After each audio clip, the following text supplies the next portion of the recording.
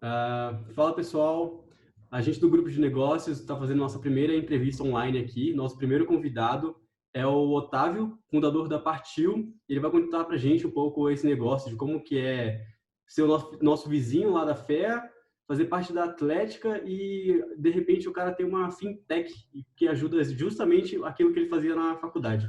Então a gente vai dar início a essa entrevista agora. E eu queria começar essa entrevista já justamente perguntando pro Otávio como que foi essa trajetória acadêmica dele, né? Que ele fez FEA lá do nosso lado, o que que ele fez ao longo do tempo que ele esteve na FEA, na Atlética. Por favor, fala pra gente um pouco sobre isso, sua trajetória. Bom, pessoal, prazerzão estar aqui com vocês. Acho que o convite ele é sempre oportuno de falar com o universitário, que é o nosso público Sim. específico, em especial com a galera da USP de São Paulo, porque é um público que a gente conversa um pouco menos quando a gente fala de Partiu. Nosso foco é muito no interior, apesar de a gente estar com Poli, com FEA, com FAO, IME, entre outras atléticas, Odonto aqui em São Paulo. Mas, cara, minha trajetória de faculdade, ela é um dos momentos mais importantes da minha vida, assim. Foi o momento de eu sou de Ribeirão Preto, saí de Ribeirão para vir fazer fé em São Paulo, para viver um pouco o que é São Paulo, esse mundo enorme de capital. E do terceiro colegial eu passei direto na GV, mas eu não queria fazer GV, eu queria fazer USP. Então eu vim para São Paulo, fiz um ano de cursinho e passei na fé depois. Então, para mim, esse foi um momento importante de sair fora, de viver. E eu queria viver a cidade universitária, a vida de universitário como um todo.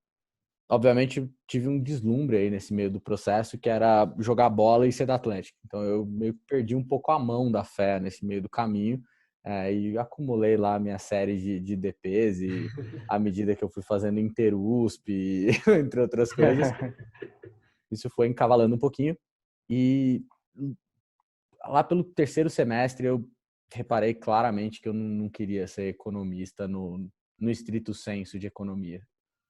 Eu não queria ser pesquisador, eu não queria trabalhar em banco como researcher, assim, sabe? De trabalhar cenário, macro e tal. Sim.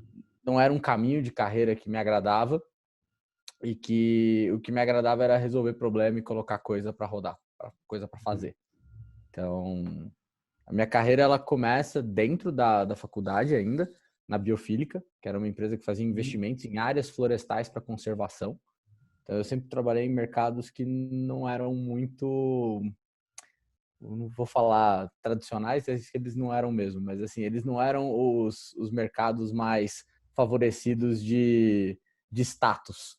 Então, primeiro a gente trabalhou com investimento em créditos ambientais, depois isso mudou para informações ambientais de cadeias produtivas, que a Audsat, no segundo momento, que foi uma spin-off dentro da Biofílica, ela foi trabalhar com cadeias produtivas em relação à floresta, desmatamento, Ah, sim. e acabou virando uma empresa que hoje trabalha com crédito agrícola e Uhum. parte de seguros agrícolas, e foi o momento que eu saí, porque perdeu um pouco o sentido de ser o Big Brother do banco financiando o produtor. Para mim, perdeu um pouco Uhum. esse foco no que para mim valia, que era o processo da inteligência ambiental, de como a gente criava uma sociedade que conseguia gerir ativo ambiental melhor, dando acesso ao consumidor a isso.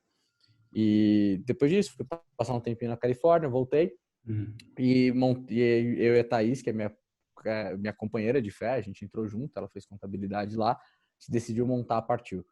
A proposta da Partiu ela era um pouquinho diferente lá no começo do que ela é hoje. Ela vinha de demandas nossas da época de estudante, desde comissão de formatura até atlética, até viagens nossas mesmos, que era tudo era trabalhado em dinheiro em papel. Então a gente entendia o surgimento de tecnologias como WhatsApp, Instagram, e falava, cara, tem coisas mais fáceis de se organizar e a gente continua acertando conta na calculadora e na nota de R$ 20. Eu achava isso uma loucura, porque sempre alguém Uhum. saía perdendo. Então a gente começou a montar sistemas para evitar que a galera saísse perdendo em fazer transações em dinheiro. Sim. Isso quando a gente entrou para o ciclo de aceleração dentro do Google Campus, do espaço de inovação do Google que fica ali no metrô Brigadeiro, a gente resolveu trabalhar universidades. A gente viu que só o universitário usava o que a gente fazia mesmo e tinha um monte de problema para resolver. E isso abriu um leque para a gente que nesse momento que a gente estava trabalhando lá dentro do campus, existiu um movimento global no processo de fintechs de verticalização de sistemas. Uhum. Então, tinha dado uma primeira onda de inovação com Nubank, Neon, Guia Bolso, e existia uma segunda onda de movimentos, que era movimentos em que a infraestrutura para se ter uma fintech ficava mais flexível. Então, você ia ter empresas como Bibank, Acesso, Agilitas, que iam trabalhar estruturas que você podia construir em cima, a Swap, que é uma investida da Canary, que você podia trabalhar em cima dessas estruturas para gerir sua fintech e que a experiência do cliente ia ser o fundamental. E aí a Sim. gente olhou e falou, cara, a gente tem um mercado gigantesco. Porque a experiência do universitário, ela é comum, independente dele estar na capital ou no interior, independente dele ser de público ou particular, os desejos desses caras são os mesmos e as atividades acabam sendo semelhantes. E ali a gente começou a trabalhar em cima de vocês, da vida de vocês mesmo. E entender como a gente podia ser útil dentro desse processo. Uhum. Então, acho que você já respondeu um pouquinho da nossa próxima pergunta, que é justamente como surgiu, como você teve a ideia da Partiu, né? E eu queria emendar, já que você já respondeu um pouco dessa pergunta, eu vou querer que você complemente ela um pouco. Queria saber também, fiquei bastante curioso, com quantos anos, em que ano você se formou, na verdade, e em que ano nasceu a Partiu? Vixe, eu formei final de 2014 e a partir de 2016. Foi um Nossa, então pouquinho foi depois.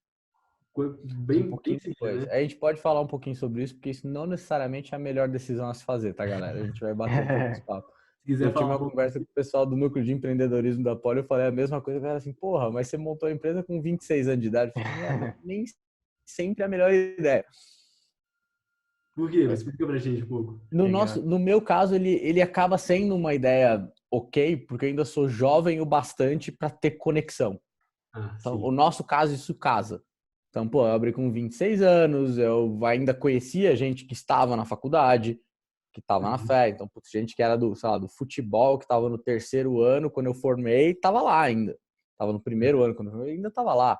Então, existiam formas de eu ainda ter acesso à universidade. Até de aguentar o ritmo, porque a partir começou fazendo o ingresso de festa, então eu tinha que ir para a festa. Se tivesse Uhum. aberto a partir com 35 anos, eu acho que eu não apareceria em nenhuma. Então, Exatamente. aí ia ser mais difícil. Então, acho que tem negócios e negócios para fazer.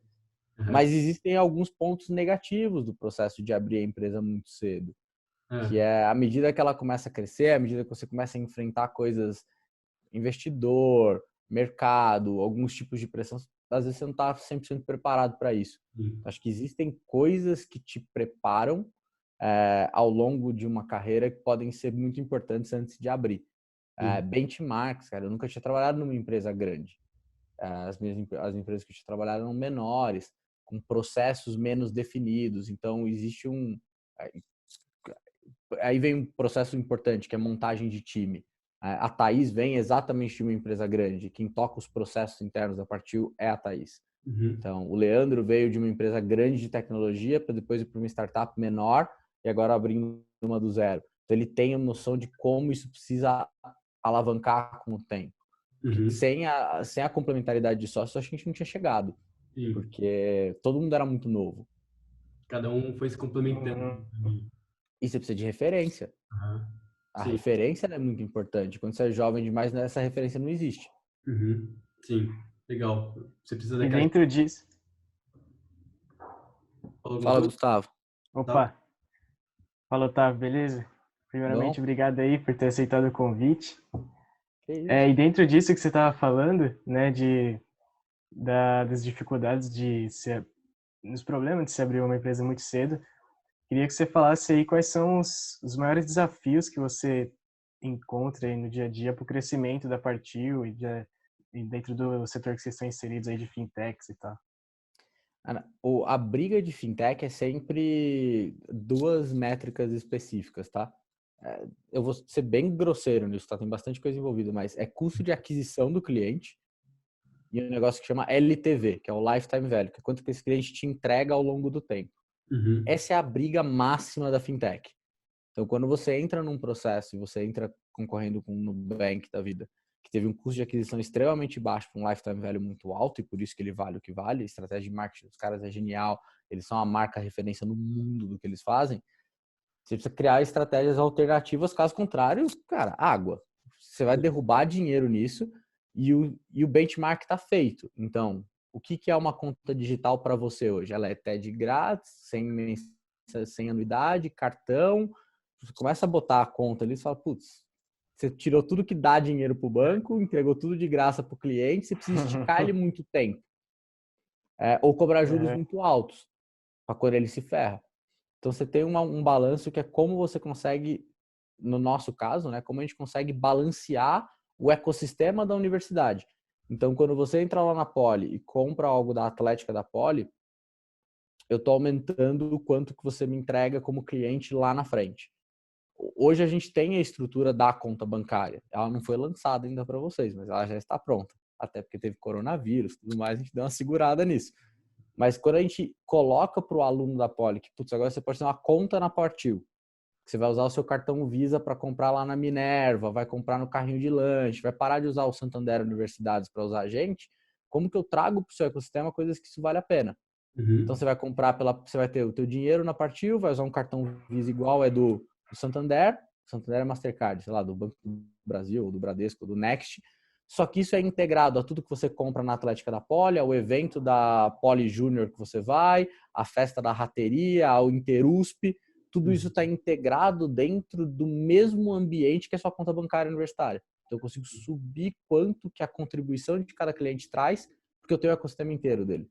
Sim. E melhora o ecossistema como um todo. A Poli vende melhor, porque tem um monte de gente ali dentro, ele paga menos taxa de cartão, menos taxa de transação, consegue entender melhor quem é o cliente dele. Você consegue ter mais desconto no lojista ali perto, porque o lojista vê uma puta vantagem de aceitar pagamento por QR Code partiu, porque passa a ser melhor para ele, passa a entender melhor quem está vindo. Então você cria um ambiente mais favorável para o universitário poder evoluir. E esse é o porquê a gente existe, cara. Pra vocês evoluírem. Sim, sempre foco no cliente. Antes do Gustavo mandar a próxima pergunta dele, eu fiquei curioso com uma coisa. Lá na Poli, quais entidades você é parceiro? Meu Deus, aí você me quebra, cara, porque eu já não faço mais ideia, porque a gente já passou de 450 entidades parceiras. A Atlética da Poli, a Rateria já usou, se eu me lembro, o SEC já usou, se eu não estou enganado. Então, o Grêmio já usou? Nossa, O da Minerva, eu acho. O Grêmio usou. A Liga de Empreendedorismo, a gente já fez coisa junto, mas não foi exatamente via Partil. Eu estou tentando lembrar agora. A gente já fez turma de formandos da Poli, de formando velho, assim, tipo, 50 anos de formado. Em festa. Umas coisas meio loucas, assim. Então, mas tem. A gente acabou voltando bastante os esforços da Partil para o interior, por diversos motivos, estilo de vida, como que a galera coloca, como que as redes se fecham, como que o lojista se encontra. Mas a USP é um lugar que mora no nosso coração, né? A Thaís, a gente saiu aí de dentro, pô. A gente fica sempre voltando e puxando a sardinha. Não, a gente precisa voltar para a USP. Sim. Pode continuar aí, Gustavo. Então, dentro disso aí, você deixa bem claro, né, que o nicho é universitários a partir.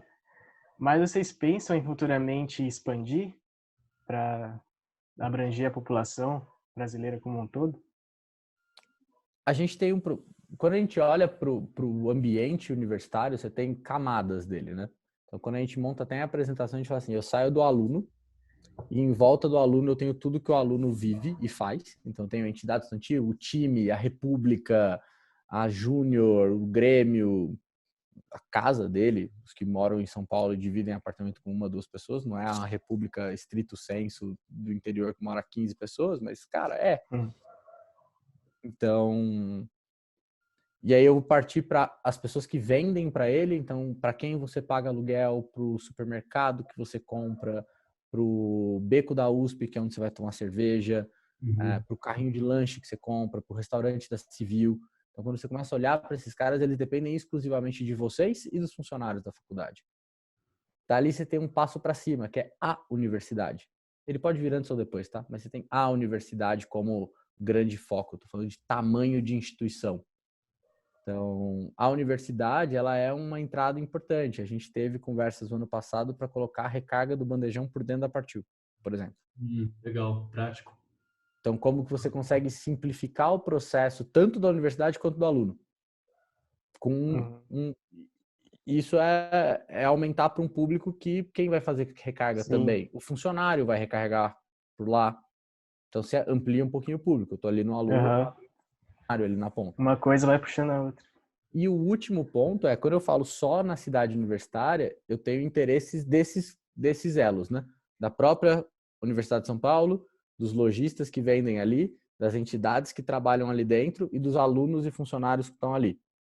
Quando eu olho para cidade universitária em São Paulo, para a UFABC, para a Unesp, para a Unicamp, para todas as Unesps, né? São 23 campi da Unesp, o Fiscari, começo a ampliar o número, todos os campos da USP, e olha que o estado de São Paulo tem 1.100.000 universitários, isso vale para quem? Isso vale para Ambev, isso vale para Heineken, isso vale para Snickers, isso vale para Nestlé, e você abre o público e você fala, putz, dentro do universitário, eu não preciso ter o universitário, o funcionário, o Uber, o meu público ele expande em cima da mesma base.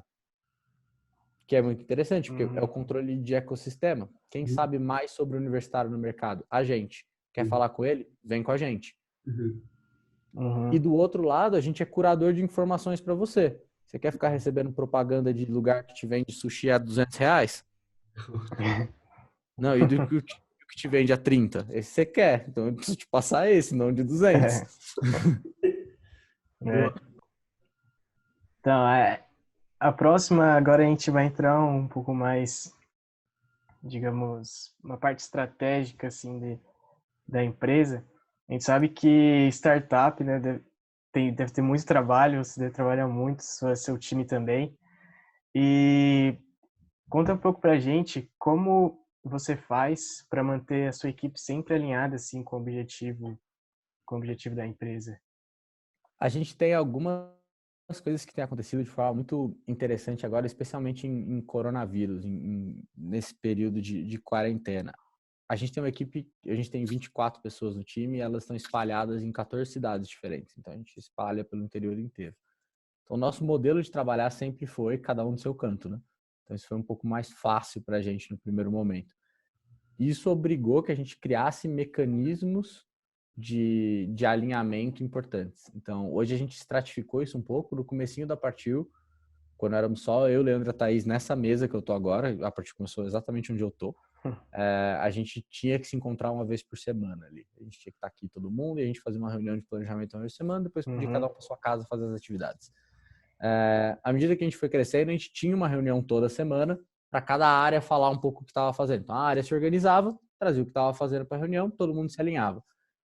Hoje só aumentou um pouco essa carga. Então, a gente tem a área se alinha, existe uma reunião de quem toma conta de cada área, e depois, a cada 2 semanas, a gente tem uma reunião para a gente alinhar todo mundo. Isso vem acompanhado de diversas outras coisas. Então, desde canais do Slack para postar relatórios, todo mundo tem acesso aos grandes números da empresa. Então, putz, quanto que está rolando de transação, quantos alunos novos estão entrando, porque isso é importante, quantos parceiros estão girando, porque isso alinha um pouco para onde a gente está indo. A meta tem que ser minimamente clara, então precisa ter um horizonte de para onde a gente tem que chegar. E acho que outro ponto é o acompanhamento que eu faço até para os nossos investidores, que eu compartilho com o time. Então, o que eu estou passando para quem investe na gente, isso obviamente deve balizar o que a equipe tem que entregar. Se eu estou passando para o investidor, olha, o nosso foco do segundo trimestre é refinar o produto e ampliar a base de cidades. Sim. Acho que ficou razoavelmente claro o que a gente precisa focar como equipe em termos de produto, em termos de comercial na frente. Então, tem bastante coisa interessante nesse sentido. A gente foi arrumando formas de deixar todo mundo alinhado, desde a pessoa que entra no primeiro dia na empresa até o pessoal que está há 2 anos. Ah, legal. Então, você pega a meta da empresa e vai segmentando para as áreas, mas deixando sempre bem claro qual é a meta, aquela meta da empresa naquele momento, para todo mundo já ter bem claro. E não necessariamente é a meta da empresa. A gente sabe que a gente tem planos grandes, né? Então a gente quer em 5 anos estar presente em todas as transações que o universitário faz. Uhum. Então, se for pensar em transacionar alguma coisa, a gente tem que estar no jogo. Sim. Nem que não seja pela gente. Então, eu vou fazer uma transação. Hoje a gente faz isso já. Você compra alguma coisa em dinheiro na Poli, o cara vai e registra na Partiu. Então, eu estou na transação querendo ou não. Então, como a gente participa do ambiente como um todo, é a nossa meta máxima. Para Uhum. isso acontecer, tem uma série de passos que tem que ser tomados. E esses passos são divididos em semestres, trimestres, e isso vai. E trimestres têm focos, meses têm focos. Então, com o Covid, a gente tinha um planejamento do ano que foi antecipado várias das coisas, e a gente mudou algumas coisas do caminho. Então, esse trimestre a gente tem um foco muito grande em produto. Como a gente Sim. vai arrumar a casa para poder focar em crescimento em outro trimestre. Em Uhum. comercial, em marketing, outras coisas. Legal. Então, isso vai mudando. Uhum. Muito legal. A próxima pergunta é um pouco relacionada com algo que eu tinha lido há um tempo atrás, de que lá na China, a gente sabe que o WeChat e o Alipay já dominaram praticamente o mercado de pagamentos, e lá é muito, muito mais modernizado. Eu lembro, não sei se é verdade, mas eu lembro que eu li uma matéria dizendo que lá até os moradores de rua, eles pedem dinheiro com QR Code. E é um negócio insano, né? Acho que o Brasil ainda está um pouco longe de chegar nisso, mas eu queria saber se você vê esse mercado chinês como uma inspiração e se você acredita que o Brasil pode chegar lá, nesse nível de digitalização. A gente não tá tão longe assim não, cara. Não? Explico por quê. Na semana passada, vamos começar aqui. Essa semana saiu a regulamentação de uma coisa que chama Open Banking. Eu não parei para ler ainda, então não vou dar pitaco, mas saiu essa semana, tá bom? A gente vai ter pergunta disso. Tá, eu sei o que estava rolando até essa regulamentação de agora, então eu posso falar daqui para trás, tá? Mas existe um outro negócio que chama Pix. Eu fiz uma live semana passada com o pessoal do Instituto Propag, que é um instituto falando sobre a Pix. Uhum. A Pix é o sistema de pagamentos instantâneos. É basicamente o Banco Central do Brasil montando o WeChat dele. Legal. Então, assim, vai rolar esse WeChatão do Brasil e a gente vai fazer aqui do Banco Central. Isso não é novidade. Ele só é diferente por ser o Banco Central como inovador no caminho. Uhum. Quando você olha para o que aconteceu, e o primeiro lugar que aconteceu isso não foi na China, foi no Quênia. Nossa. O Quênia tem uma empresa lá que chama Caramba. M-Pesa, que a Vodafone comprou depois. O Uhum. M-Pesa é um sistema de transação por SMS. Então era Nokia tijolão, cara. Era transferência de dinheiro de Nokia para Nokia. Os caras transferindo por SMS grana, porque o cara estava em Nairobi trabalhando e a família dele estava no interior e o dinheiro antes era enviado por caixeiro viajante. Você dava a grana na mão de um cara que pegava um carro e ia lá entregar para tua família. Nossa. Os caras montaram esse sistema e é o primeiro caso gigante de digitalização. Hoje, 90, se eu não errar o número, é 93 ou 97% da população do Quênia usa M-Pesa. Uhum. Bizarro, Existe assim. ainda? É muito forte. Existe ainda? Considerando que no Brasil a gente ainda tem 10% da população sem banco. Sim, infelizmente. Então é um caminho diferente. A China pegou isso anos para frente. A China começou isso, o iPhone já tinha sido lançado. Em 2011, a China, o WeChat lança o WeChat Pay. E a China, nesse ano, vira o maior mercado, tinha acabado de virar o maior mercado de smartphones do mundo. Então ele já pega uma virada que ele não precisava fazer no SMS, ele já conseguia fazer por câmera e QR Code. Então ele abre no outro caminho. A diferença é, lá empresas privadas fizeram o shift. Aqui o Banco Central está trazendo a inovação para o mercado. Mas a gente já vinha nesse movimento. PicPay, RappiPay, Mercado Pago, iFood, todo mundo montando seus sistemas. O Itaú entrou na briga com a IT, a gente tem o nosso sistema.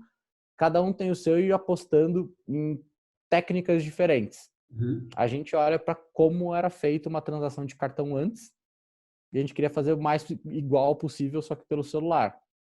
Então, tem esses caminhos para a gente entrar. Então, eu não vejo como tão longe, não, e eu acho que a gente vai chegar. Eu vejo alguns desafios nesse caminho que os outros países não tiveram. O primeiro deles é preço, que não está definido, quanto isso vai custar. Então, falam que vai ser super barato, mas eu não sei o que isso quer dizer. Sim. E o segundo ponto importante é hábito. A gente está acostumado a pagar em cartão já. Então, Sim. quebrar o hábito vai ser difícil e o NFC do celular não conseguiu quebrar esse hábito Sim. ainda. Uhum. Eu tenho NFC no celular e eu continuo arrancando o cartão da carteira para pagar. É, eu sei como é É que é. difícil. O único, eu tenho um cartão digital só, que tem o NFC, e acho que pior do que você ainda, eu não uso nem o NFC do cartão, eu prefiro inserir o cartão e digitar minha senha. É muito uma questão de hábito. Quando a gente olha para o nosso pagamento, você estica o QR Code do seu celular, então eu abro ele aqui, o lojista, ou a Atlética, ou qualquer outra pessoa lê o QR Code do meu celular e eu digito a senha para autenticar a transação no meu celular. Uhum. Então eu não sou um NFC, eu faço exatamente o que você quer fazer com o seu cartão, eu faço você digitar a senha para você autorizar que alguém vai cobrar dinheiro de você. Então a Sim, gente tentou fazer dessa forma. Ela tem restrições, porque ela exige que os dois celulares tenham internet. sim. Quando você faz a transação no Rappi, lá no RappiPay, lá só um precisa ter internet, o outro não. Então ele simplifica algumas coisas e para algumas áreas isso vai ser importante. E o Bacen pensou em tudo isso. É extremamente bem feito o processo da Pix, então eu acho que vai funcionar. Ah, legal. Acho que isso se envolve muito com a próxima pergunta do Gustavo, na verdade. Então, acho que é legal ele fazer essa pergunta e você complementar essa resposta, então. É, acho que vai ser bem complementativo, assim, porque a pergunta é se você acha que a migração brasileira dos meios atuais de pagamento para os mais modernos, digitalizados, eles estão se dando de forma lenta e gradativa, ou você vê que já tem uma rápida e grande adesão a esses novos meios aí? A gente tem espaços diferentes. Então, a gente é um país com uma cultura de pagamento por cartão grande. Então, a gente tem, cara, Cielo, Stone, Rede, cara, PagSeguro, empresas enormes de cartão, em específico para débito. Quando você olha para a classe C para cima. Quando você olha para isso para baixo, tem muita gente sem banco. Então, esse cara não participa do jogo. Ele não participa do jogo. Mas quando você olha daqui para cima, que a gente pra caramba já é 150 milhões de pessoas, a gente é muito digitalizado. Aí a gente tem uns oásis, assim. Universidades, vocês usam dinheiro em papel pra caramba. Pra caramba. Comparado aos estratos de sociedade que vocês estão, cara, é muito maior que os outros. Então existem uns oásis ali que o dinheiro em papel circula e reina. Eu acho que as coisas vão mudando. Porque o dinheiro digital ele traz uma porrada de benefícios.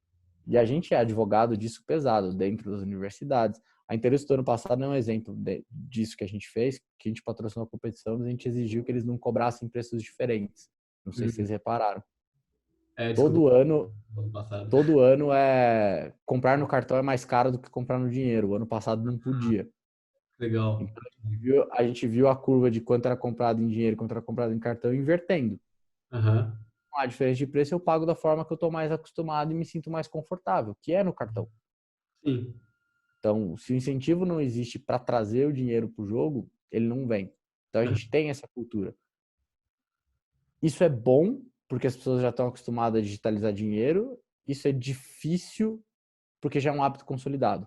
Que é o que a gente falou, você arranca o cartão e enfia na maquininha. Sim. Virar isso para o celular, para plaquinha e tal, vai ser mais difícil do que lugares que você fez o pulo, como a China, que fez o pulo de cash para celular. Uhum. Então, acho Sim. que esse é um dos jogos. E eu não acho que a gente adere Uhum. devagar, não. Eu acho que a gente teve um movimento rápido no começo e aí ficou difícil. Então, a gente ficou preso numa tecnologia que é da década de 30, que é o Sim. cartão. Uhum. O primeiro cartão de crédito é super antigo Caramba, sério? e mudou muito pouco. Acho que o primeiro cartão de plástico mesmo, ele é de 1950 e pouco, Nossa. da Precisava Caramba. Diners. bem recente, tipo 90. Ele mudou super pouco no meio do caminho. O cara adicionou a tarja magnética porque ele lê na maquininha. Aí depois adicionou o chip, mas o formato é tudo muito parecido. Então, é por ali. Ah, bem Super legal. moderno. Muito legal. Só, né, nesse mesmo sentido, então, da pergunta do Gustavo, antes de eu fazer a próxima, eu queria saber, já que você falou que você acha que vai ser rápido, né?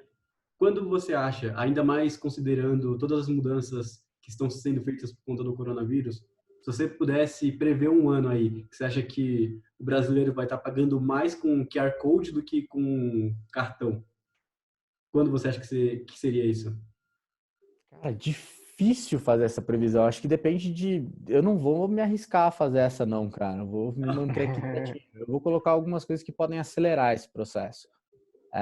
Uma delas é uma implementação bem feita da Pix e do Open Banking. O Open Banking ele tem várias fases. Uma das fases dele é quando você compartilha serviços entre instituições financeiras. Então, é você pegar uma conta Partiu e poder movimentar uma conta Itaú.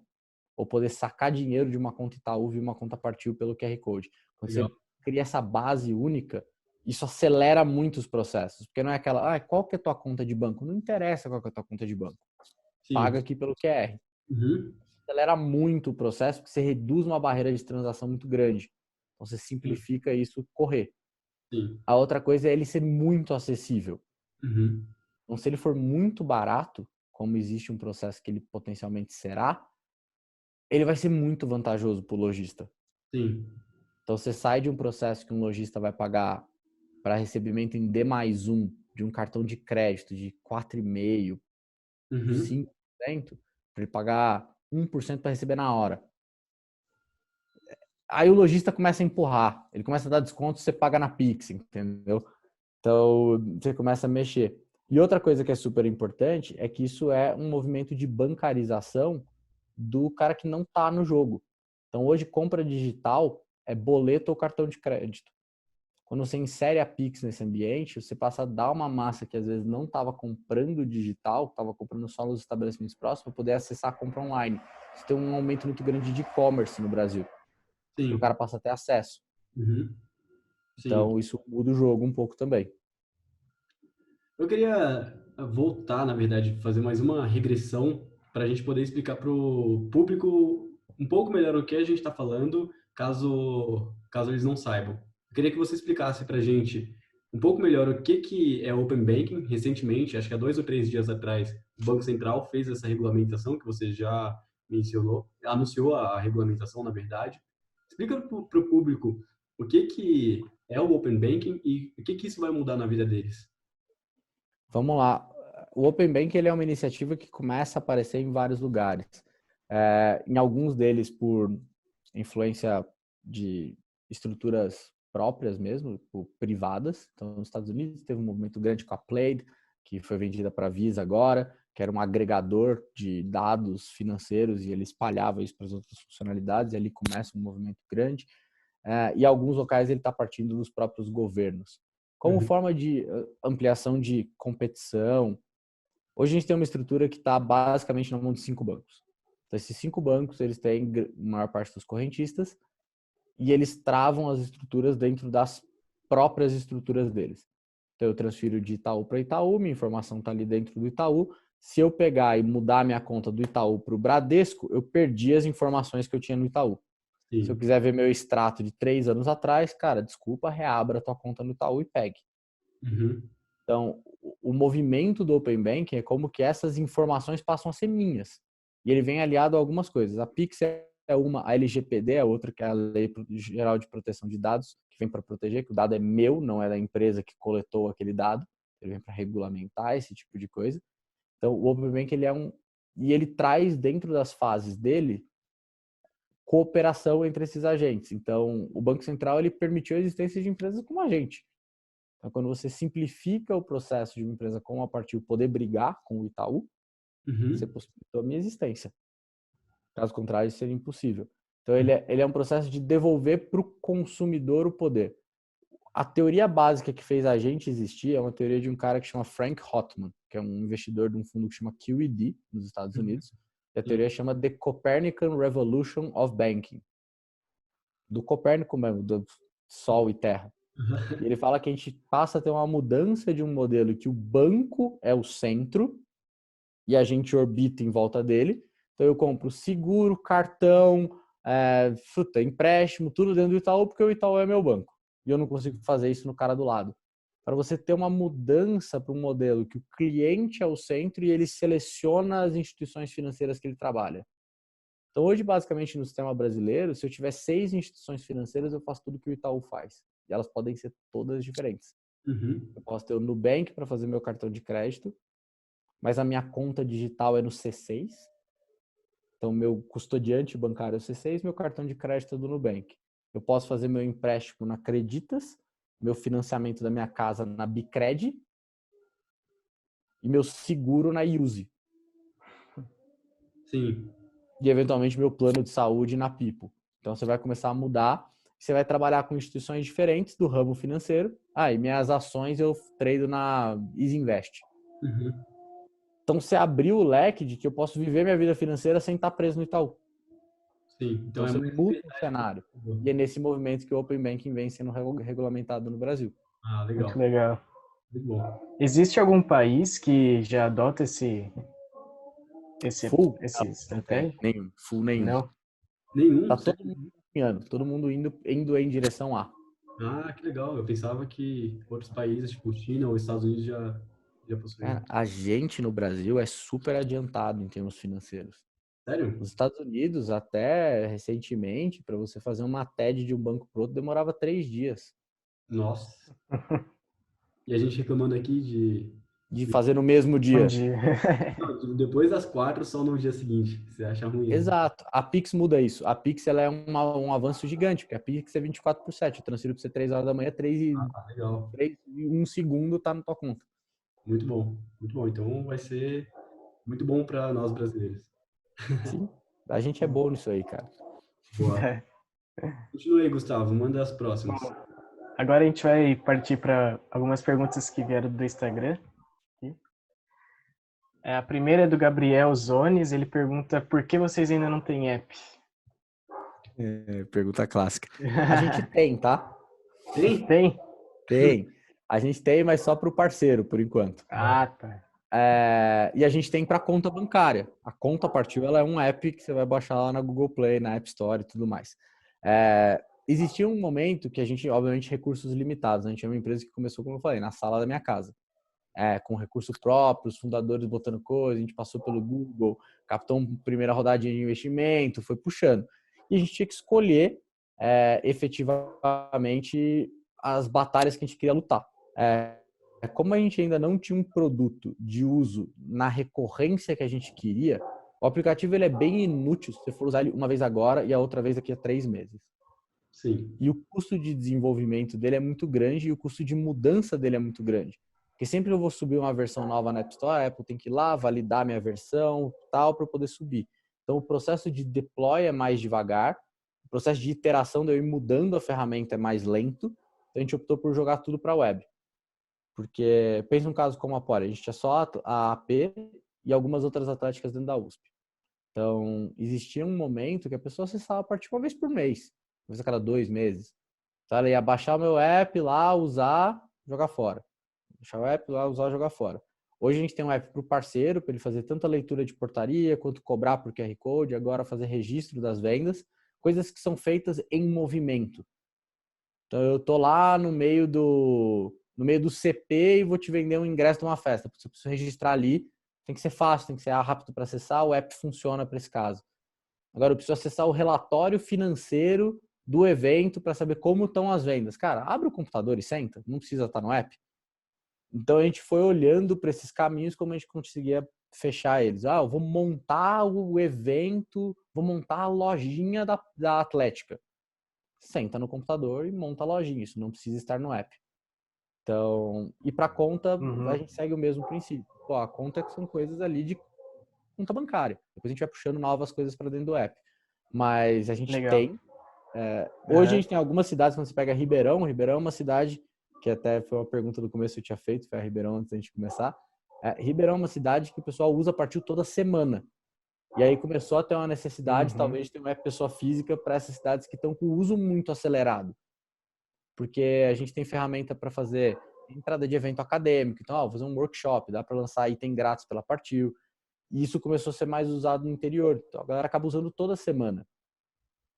E aí meio que precisa. Eu estou usando toda semana, vale a pena eu ter o app instalado no meu telefone. E aí a gente começou a olhar para isso agora, especialmente nesse sprint nossa de olhar para produto mais um pouco, como que a gente consegue lançar. Certo, legal.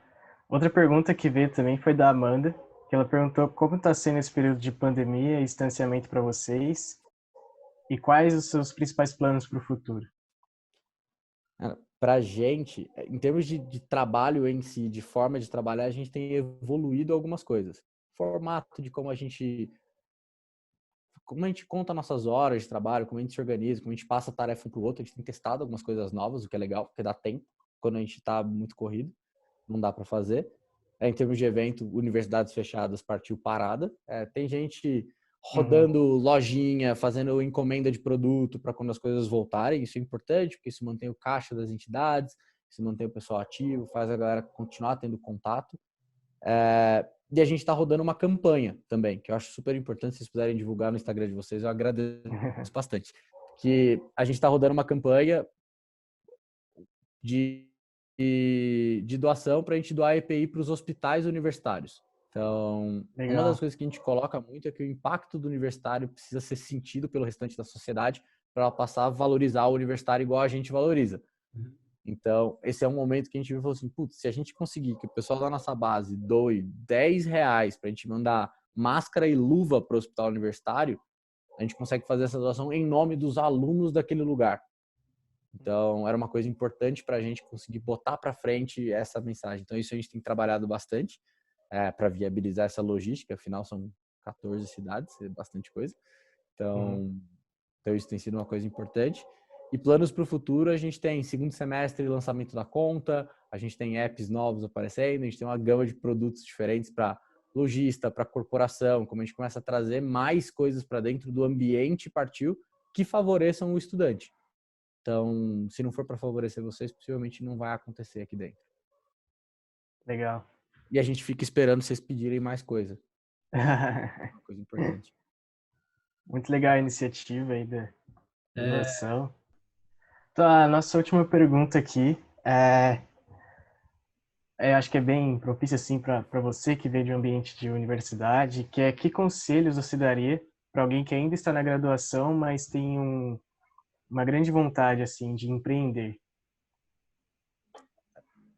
Vai com calma. Não, acho que quando você entra no mundo de empreendedorismo, as coisas andam muito rápido. Então, acho que a calma antes de entrar é relevante. Movimentos que acontecem em vários lugares, então, o movimento de vocês, a própria Liga de Empreendedorismo, o NEU, o Núcleo de Empreendedores da USP Ribeirão, da Exalc, da UFO, da UEM, são grupos que funcionam muito bem para dar bagagem. Então, hoje, com 30 anos na cara, eu vejo que quilômetro rodado faz diferença. Então, tenha um pouco de calma, mas começa a botar o pé. Uma coisa é você tirar a carta hoje e resolver que você vai até Manaus de carro. A outra é você começar a fazer viagens curtas e expandindo esse leque. Então, se exponha a isso. Se exponha a montar coisas, se exponha a montar projetos, se exponha a ir atrás. Acho que hoje conteúdo de empreendedorismo é que não falta, lugar para encontrar empreendedor e escutar história é o que mais tem. Tem uma porrada de meetup, startup weekend, vai fazer um. Cara, não é a experiência mais barata do mundo, deve custar uns 150, R$200, mas vai fazer um, vai passar 3 dias bater na cara tentando montar uma startup, aí vê se ela funciona. Raríssimas são as que funcionam de dentro do Startup Weekend, porque o processo de validação é muito rápido, então você perde coisa. Mas já tem, cara. A Gendedu ganhou Startup do ano passado no Startup Awards, saiu de dentro do Startup Weekend. Pô, então, isso existe. Então, se exponha a empreender, mas não tenha pressa de fazer isso a sua carreira. Eu acho que isso é o que eu aprendi tendo pressa. Então, acho que é um ponto que eu coloco ali. E aproveita que você está na faculdade para fazer isso. É muito diferente a receptividade de quem está na universidade e quem não está. Então aproveita para chamar a gente que já está passando por isso. Cara, bate no LinkedIn mesmo, manda mensagem. Bom, estar na universidade, você traz isso das pessoas de quererem evoluir vocês. E eu acho que isso é muito importante. Aproveitem isso da melhor forma possível. Estar na Poli, você consegue abrir diversas portas para falar com o empreendedor, para ir falar lá no Poly Angels, vai trocar ideia com o Rubens. O Rubens abre um monte de empreendedor que foi investido lá para falar com vocês. Então, conversem com essa galera e busquem e se exponham a. mas não tenham pressa de empreender. Sim. Vocês têm a vida inteira para isso. E estatisticamente é melhor não ter pressa, tá? Então, estatisticamente, os empreendedores que dão certo abrem as empresas com mais de 35. Os caras que fazem unicórnio, vendem empresa a bilhão, esses caras têm mais de 35 anos. Ah, sim, com certeza. Mas acho que Porque você o cara passou a bagagem, o cara É. passou o tempo, ele teve calma, ele montou. E aí ele segue depois. Uhum, legal. Aliás, antes da gente ir para aquela última parte, eu tenho uma última pergunta, na verdade, que eu esqueci de anotar. Eu vi um vídeo seu que você falava sobre as pessoas virarem sócias da Partiu, universitários virarem sócios. Eu não entendi muito bem isso, se era uma espécie de IPO. O que que é isso? É uma espécie de. Hoje existe uma regulamentação da CVM que regulamenta o crowdfunding de equity, o equity crowdfunding, o financiamento coletivo por meio de plataformas digitais. A gente rodou 2 campanhas focadas em universitários. A gente rodou uma em janeiro de 2019 e uma em janeiro de 2020. Para a gente a gente vende dentro da universidade, a gente quer ficar dentro dela. Então, o que a gente fez foi estender um processo que a gente permitia. A nossa campanha é que tem o ticket mais baixo do Brasil. Então, você pode, com R$100, comprar um pedacinho da Partiu, que é o nome da campanha. Então, o objetivo disso é que as pessoas pudessem adquirir ações da Partiu e serem efetivamente parte disso. Então, hoje a gente tem ali um movimento dos nossos investidores, que são os primeiros caras que vão ter conta, são os caras que têm camiseta, são a galera que vai com a gente junto. E ele meio que comprou esse pedaço dele para estar ali junto com a gente. A ideia era ter o máximo de universitários possíveis e a gente deve fazer isso outras vezes. É uma modalidade de investimento super diferente. Ela é muito semelhante a uma ação, mas ela não tem a liquidez de uma ação. Então você não pode vender ela a qualquer dia. Você só pode vender ela quando eu vender. Então ela tem algumas dificuldades, mas o objetivo disso era trazer gente junto na jornada. Uhum. Então, eventualmente todo mundo ganha dinheiro ou perde tudo. Então esse é o jogo da startup mesmo. Uhum. Mas como a gente conseguia trazer pessoas para participar da jornada com a gente. Então isso era uma das coisas que a gente queria. Eu posso fazer um desses só sobre as campanhas, cara, porque foi legal pra caramba a gente rodar elas ao longo do tempo. Então foi muito bom.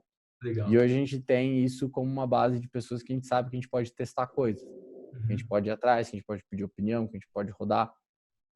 Então isso é super importante. Bem legal. Depois, então, eu acho que eu vou ver como é que eu viro sócio da Partiu. Tá fechado, cara. Ano que vem só agora. Quando se abrir de novo, você avisa a gente. Vamos ver. Eu vou deixar uma lista de... A gente vai fazer uma subida de versão nova do site. Aí vai ter lá uma lista de espera. Se a gente tiver muita gente querendo, a gente abre mais cedo. Beleza. Beleza. Tudo bem. Então, encaminhando agora para o final, antes da gente se despedir, por favor, explique para a gente a sua campanha que a Partiu tem agora para ajudar nessa situação do coronavírus e tentar engajar o pessoal nisso. Boa. A Partiu está rodando uma campanha para todas as cidades que ela está presente. A ideia da campanha é doar EPI para os hospitais universitários ou próximos das universidades, nas que não tem, e para a gente conseguir ajudar. O interior, em especial, ele está defasado em relação a São Paulo em contágio. Então, isso vai chegar depois lá. Então, ainda dá tempo de abastecer esses lugares antes disso começar. A campanha é super simples. Tem um link lá na bio da Partiu. É acessar, fazer o seu login lá na Partiu e doar algum dos valores que está lá e escolher para qual cidade você quer doar. Então, tem desde São Paulo até Uberlândia. Então, é bem democrático assim para onde você pode doar o dinheiro. E a gente vai fazer a conversão desse dinheiro todo em EPIs, no que der o maior número, se é luvas ou máscaras, e vai doar isso para os hospitais. Levar até lá. Extremamente simples. E o objetivo é, efetivamente, que os universitários que não estão nas suas cidades possam continuar gerando impacto nessas cidades. Perfeito. Então, Legal.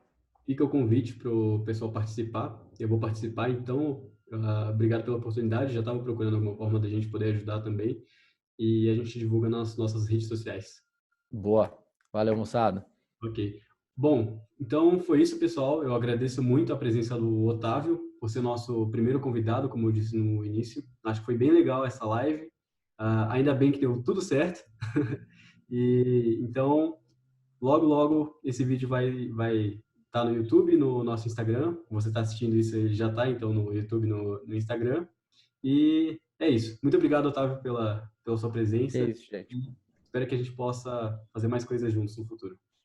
Vamos fazer várias. Obrigado a você, gente. Tchau, tchau. Valeu, tchau, tchau. Valeu, Otávio. Tchau.